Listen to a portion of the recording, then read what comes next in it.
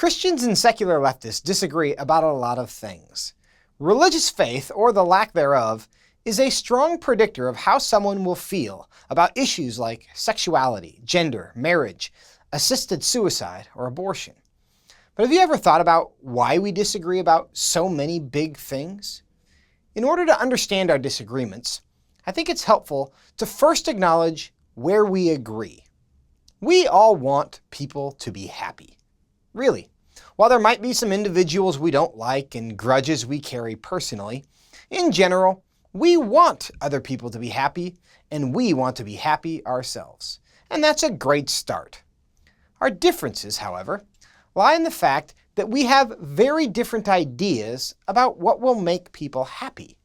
And we disagree about what makes people happy because we have different views about the nature of our existence.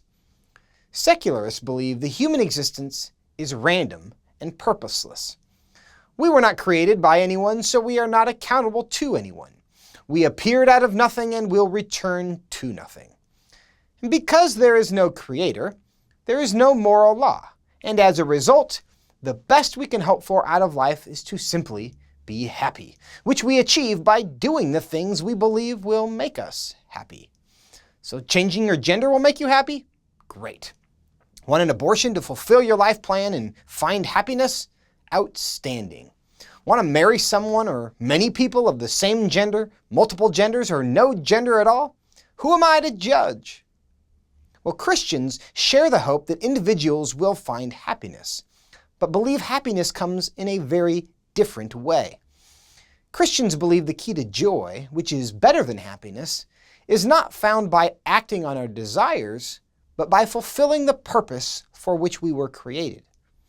Christians also believe that each person has been infected by sin, which causes us to desire things that will not only fail to bring happiness, but actually lead to misery.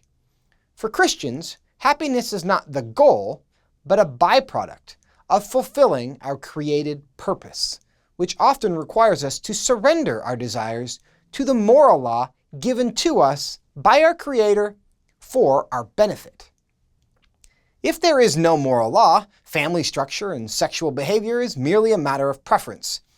And if we have not been created with a specific purpose, changing your gender is no more significant than changing your shirt.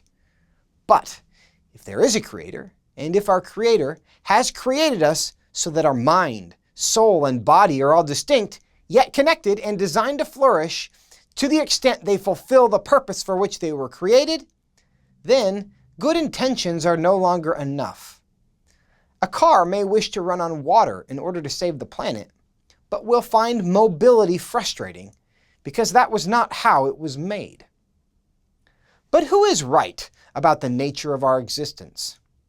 If the secularist is right, you would expect that those who indulge their desires and impulses most to be the most fulfilled. If the Christians are correct, the key to happiness is found in part in your ability to deny yourself and live for someone greater. As Jesus said, whoever seeks to save his life will lose it, but whoever will lose his life for my sake will find it. Now, if we want, we can continue arguing about who is smarter or who has better intentions. But it may be more helpful to recognize the things we actually agree on, and then have a long conversation about what actually makes people happy. After all, that's where many of our political quarrels are coming from anyway. If you've appreciated this, like, share, comment, and subscribe below. For the Family Policy Institute of Washington, I'm Joseph Backholm.